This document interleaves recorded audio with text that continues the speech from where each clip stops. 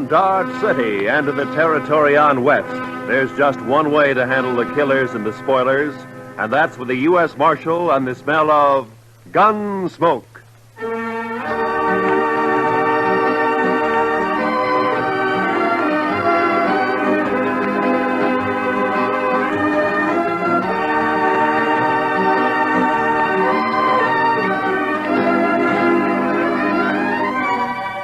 Gunsmoke, starring William Conrad.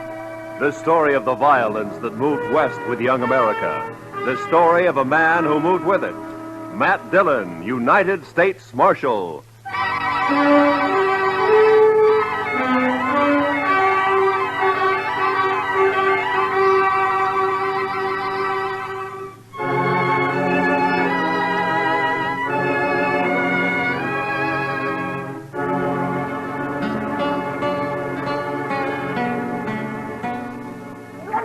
Now, here, Marshal, run! Let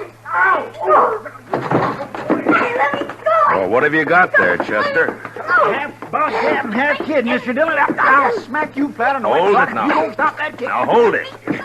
You want me to take a strap to you? Now, hold it. You best lock him up somewhere, Mr. Dillon. It's safer that way. All right, Chester, just calm down. Now, you come over here, son. Sit down. Come on. Look out, Mr. Dillon. He's got hold of your gun. Okay.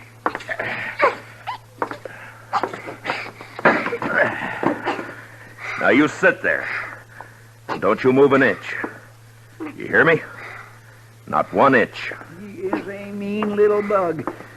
Now, what's it all about, Chester? What's he done? I ain't done nothing. Now, you hush your mean little face. This here place is the law, and you're talking What's to the he marshal. done, Chester? I ain't done nothing. There, you I hear told that, you. Mr. Chester? Dillon? Yes, sir.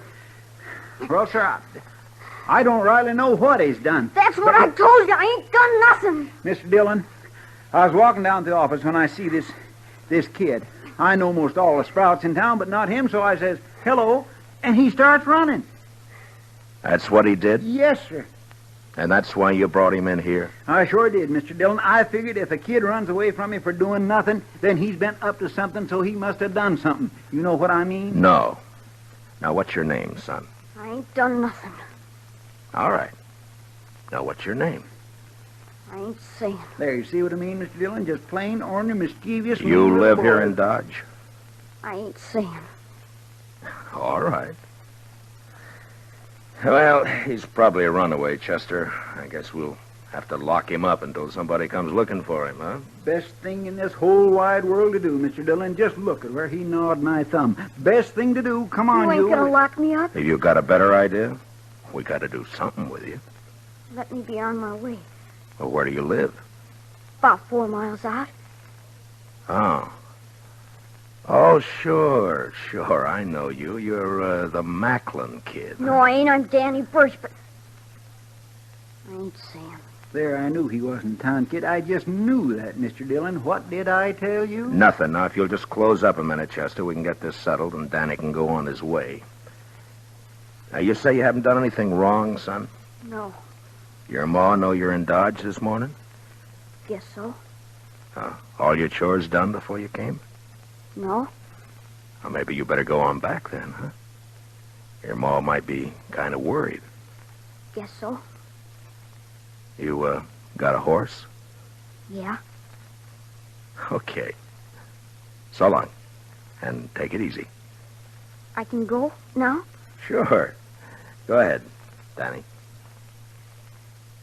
You're Marshal Dillon, ain't you? Yeah, that's right. Well, I guess I come to Dodge to fetch you.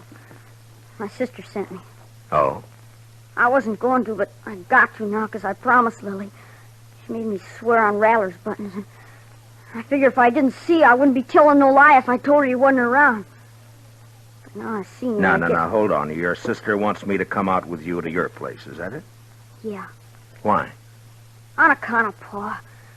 None of us gives a hoot except in Sister Lily, and she's just acting like a girl. Oh, what's happened to your pa? He's gone off again, shooting up the cattle.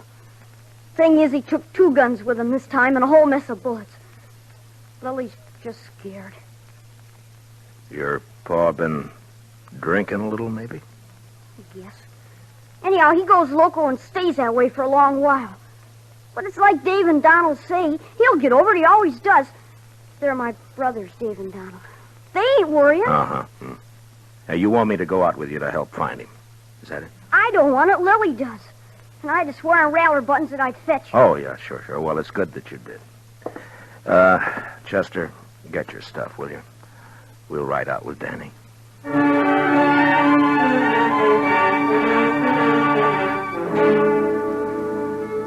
I didn't get anything more out of the boy on the way out to the Birch place. No one in town knew much about the family. They'd moved in about a year earlier, came up from the territories. The folks about said Birch and his brood kept pretty much to themselves.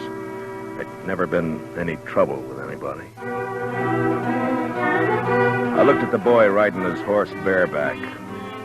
He was nice looking enough, but there was something the matter with his mouth. It was too hard. You could tell he wasn't a kid who did much smiling. Maybe with his paw acting that way, I didn't blame him. He sure rode his horse proud, though.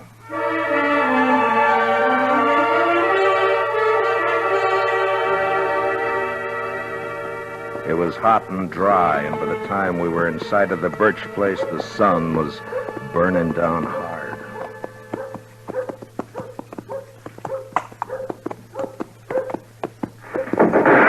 Oh. That'd be Donald, I figure. Yeah, there he is. Kid, get off on that horse and get over here. You're going to get yourself a licking. Lily made me go. It's not my fault. Do as I say. Now, you, mister. The name's Dillon. I'm the U.S. Marshal out of Dodge. Your brother asked me to come out and help. Don't need no help. Shut up, Ham. Nothing to help with.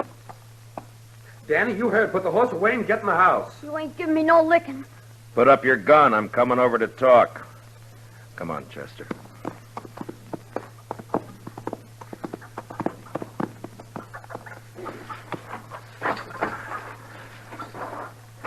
It's against the law to shoot a man in cold blood. You know that? Shucks, I wasn't aiming at you. I was aiming at a rabbit up in the rise there. The horse had scared it away. Mm-hmm. Well, now, what about your paw? What about him? Have you found him? Shucks, he don't need to be firing. He'll come back when he's good and ready. Pa's off hunting. That's not what your brother says. Where'd he go? Oh, he's going to get himself a licking, that's what, and he knows it. Got himself away, that's what. Donald. That's your name, isn't it? Yeah. Well, look, I'm not one to interfere in family matters, but if you do need help, I mean, if your paw's shooting up cattle like Danny says, well, maybe he'll be practicing next on people, and that wouldn't be so good. Well, that brother of ours, he's a dirty little liar. No, he's not, Donald. I'm glad you came, Marshal. You come into the house, please?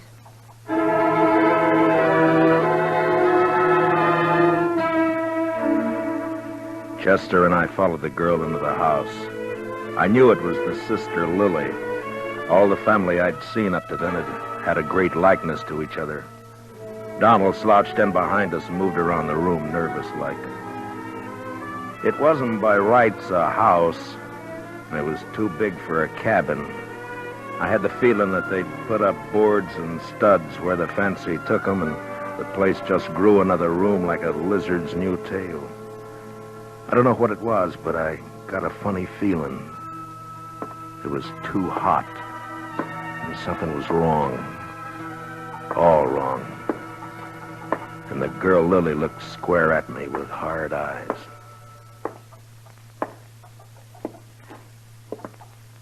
Donald! Huh? Sit down. You make me nervous. Oh, sure. Marshal Dillon, I want you to help us find Paul. Oh, Lily, Dave's going to be awful mad. Somebody's got to do something around here. Did your paw take a horse? No, Oh, where do you think he went, Miss Lily? I don't know. Maybe up to Horse Flats. Maybe over by Gorman's Creek. Creek's all dried up. There's got to be no water in there. Did he take a water skin with him? Uh-uh. No, he didn't. Kind of bad wandering around without no water. When did he leave? Yesterday morning. We heard a couple of shots along about noon. Dave found a calf laying dead over in the North Range. You can see it there through the window. Haven't had time to bring it in yet. Was he drunk? Well, sure. Drunk as you can get. Weren't you, Lily? I'm afeard for him, Marshal Dillon. Yeah, I understand. Well, it makes good sense you sent for me. Well, I'll try and find him and bring him back. Well, I ain't gonna do no such thing.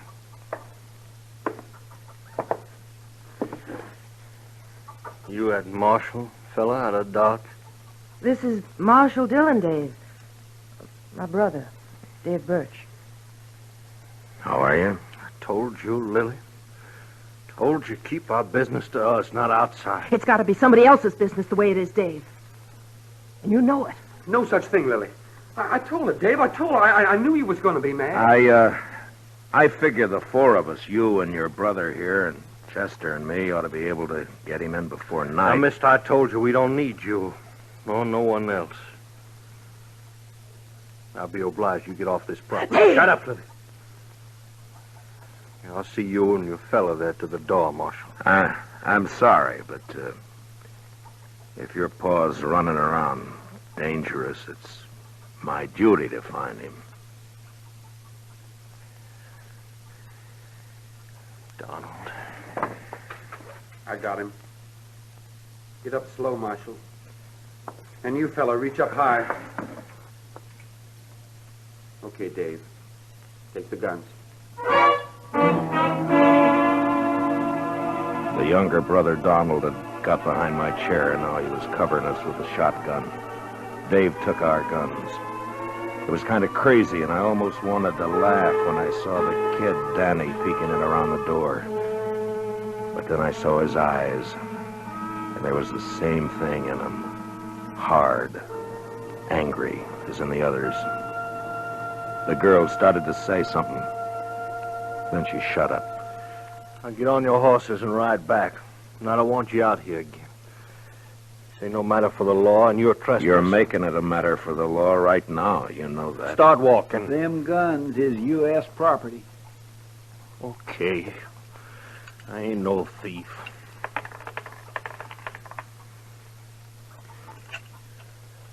Here, bullets I'm keeping. Figure they're worth about 2 bits. Donald, give him 2 bits. Sure. Here. All right, now here's your guns. Now get out fast. You come snooping back again, me and my brother's gonna be shooting at you.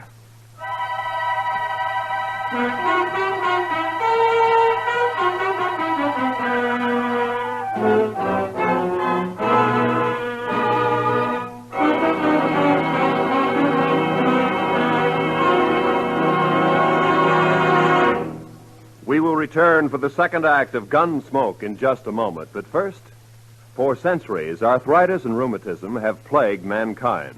And it's only in the last few years that science has begun to find hopeful avenues to explore toward relief and cure. The Arthritis and Rheumatism Foundation, established in 1948, holds a yearly drive to obtain funds for yet more concentrated research. A contribution to this year's drive, sent simply Arthritis, in care of your local postmaster, will help this fine work to continue for the eventual benefit of everyone. And now for the second act of Gunsmoke.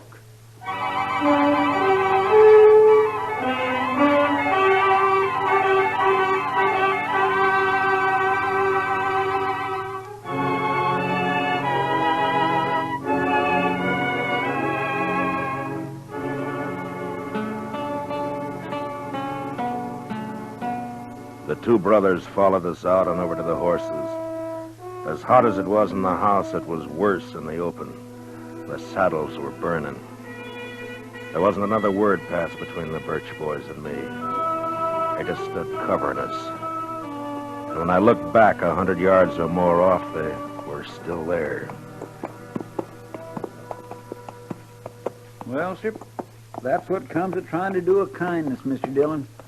As far as I'm concerned, they deserve whatever happens. It's hot. I can't make it out, Chester. You'd think from the way they talk they don't care what happens to their paw. Mean bunch of children. They probably don't. My, Mr. Dillon, you ain't even riled they pulled guns on us. I guess I'm not, Chester. You know, there's something awful wrong back there. Those boys don't look the kind to pull a gun. And the girl wanted to talk, all right, but they wouldn't let her. Just mean, that's all. Oh.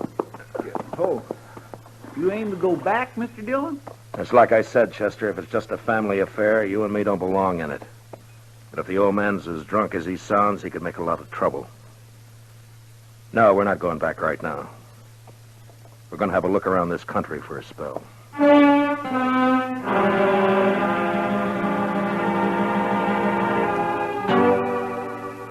Chester and me covered a lot of ground that morning and into the afternoon. I had an idea that we might find Birch wherever we could find water. Without a horse, he couldn't get too far, and without water, he was going to get sick pretty quick. We rode over by Gorman's Creek, and then up to Horse Flats, and there was nothing. Along about 2 in the afternoon, Chester spotted a carcass lying off the trail. It was a cow. She'd been shot 3 times in the head. Could have happened this morning or yesterday. Uh-huh. Hard to tell in this weather. Oh. Well, the ground's too dry to pick up a track. Might as well take a chance and go over to the hills. Yeah, might be water there. Boy, I could do with some right this very minute. Oh,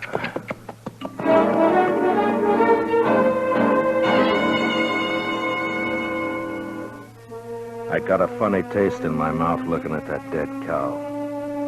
When a thing dies natural or gets killed for food, that's one thing, but even an animal has a look about it when it's been murdered. We rode the 6 miles to the hills. They weren't rightly hills, maybe more like humps rising up from the brown, dry earth. And we could get a good view across the plain. There was a patch or two of wild oats up there, long turned to rust, and foxtails. Maybe it was in our minds, but just those few feet higher made us seem closer to the sun and hotter.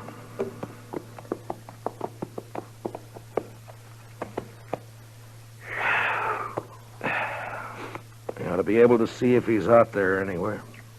Mr. Dillon, he'd be dead if he was. Man couldn't live a morning out there on foot. Well, I don't think he's going to find water up here. Now, look at that.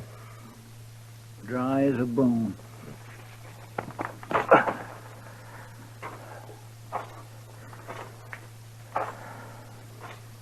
You see something, Mr. Dillon? Yeah, tracks, I think.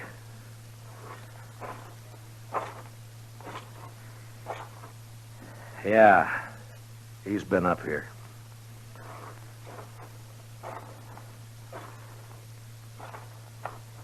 I went down again, though. Over there. He sure made a long way on foot. Must be more than 8 miles from his place. Yeah.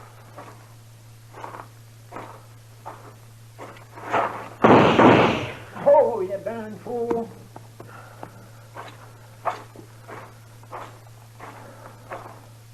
Rattler. Yeah, I saw. Blew his head clean off. I was afraid you was going to step on him. Well, we'll follow the tracks until they give out. Come on.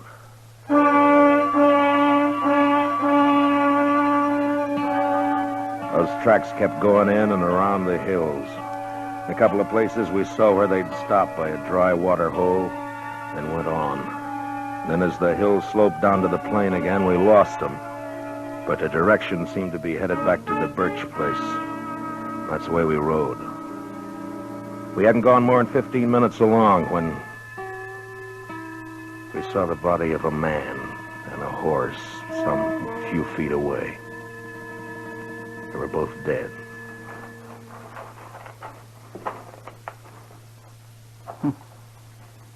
He wanted to make sure, didn't he, Mr. Dillon?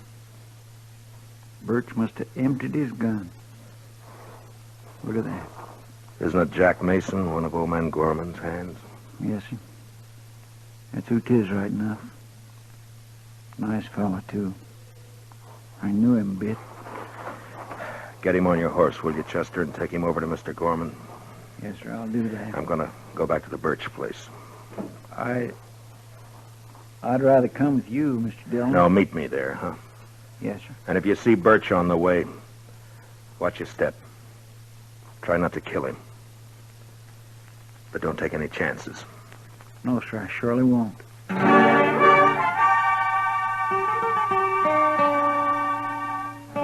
There was killing now, and I wasn't in the mood to talk gentle and kind with the sons and girl at the house. It was the boy Danny that saw me first. He was sitting on the doorstep. He ran inside. And a second later, I saw Dave come out with a shotgun. I didn't give him a chance to make up his mind. Dave! Dave! What did you shoot my brother for? What happened to Shut up, kid. Get inside. Ain't nothing. your arms? Get inside now, you hear me? I'm sorry, but I'm not arguing with you anymore. Where's your paw? I don't know. He killed a man back on the plane away.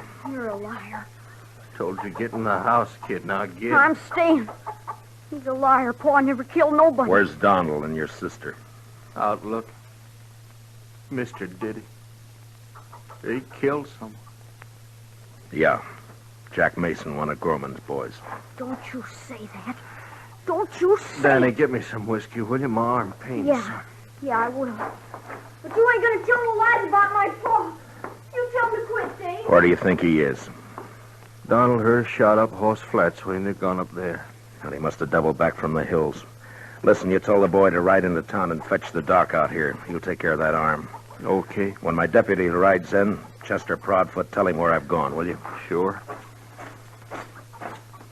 Marshal. Yeah. Marshal, you gonna kill our pa? I don't want to. Not if I can help it.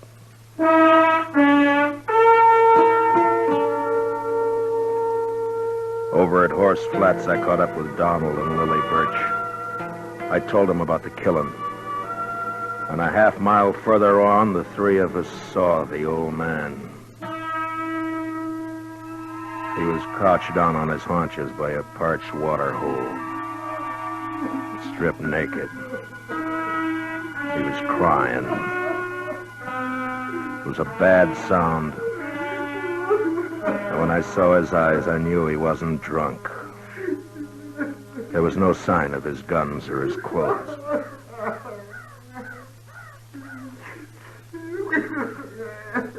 Come on, Pa. It's okay. It's Donald. You're okay, Pa. Come on, home. Come on, Pa, please. I knew it would happen like this. Someday. I knew it would. Boys figured it'd be shame on us all if word got out Pa had spells. Your brothers were wrong. Pa, please, will you, Pa? It was all right till after Ma died. And he started to act this way. That's why we had to leave our last place. People found out. Try to keep him home, but it weren't no good. Give your old Pa a cup of water. And your Pa's thirsty now. Come on, Pa. Get up. We're going to bed. Funny. Pa never took a drink in his life. We always said he was drunk when he carried on like this. Oh, People could figure a man drunk. I'm sorry, Miss Lily, but help me now. I'm going to have to take him in. Help me now. I got to. Well, they do too. I don't know. But he's done murder. It's my job to take him in. They'll hang him. I don't know. Maybe not. I don't know. Son, where's your brother? He didn't want to let you come out here alone. You're too young now. Where's your Ma? She ought to know better now. Miss Lily, Come over here. Oh, no, son. Now, I want you to listen to me. It's not my business, but will you let me give you some advice? Miss Lily? Huh? Now, you sell this place. I'll see what I can do to help. And you and your brothers go somewhere else and start afresh. You can get a good price for your land. You do that. It's best. Yeah. We'll go. I'm not saying you've got to. I'm saying it'd be better. It'd be better for the kid. He's seen too much of this. It's not good. You gotta teach him to smile again. Act like a kid again. You understand? You understand? Sure. I understand. Okay. I'll be taking him along now.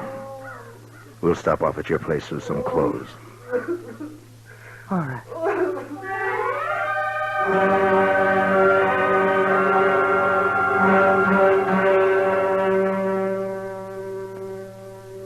We took the old man back to his place. Got him dressed. His children said goodbye to him like they knew that they'd never see him again. Like there was no hope. Chester rode in, and the old man seemed real happy to go back with us to Dodge. He didn't know. He didn't care. On the way, we passed the Doc and Danny, riding out to take care of Dave's arm. It's a funny thing, the old man didn't even see the kid. He was prattling to us about the Indian wars. The last I saw of Danny Birchie, he was looking back over his shoulder at his paw. And we heard him still crying a long way off.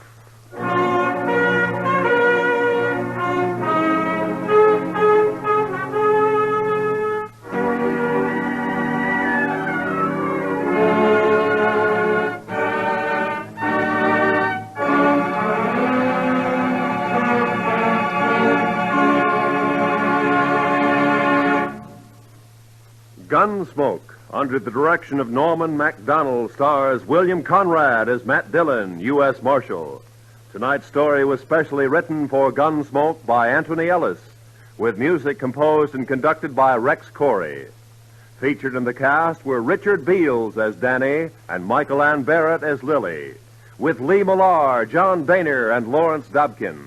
Parley Bear is Chester. Gunsmoke is heard by our troops overseas through the worldwide facilities of the Armed Forces Radio Service. Join us again next week as Matt Dillon, U.S. Marshal, fights to bring law and order out of the wild violence of the West in Gunsmoke.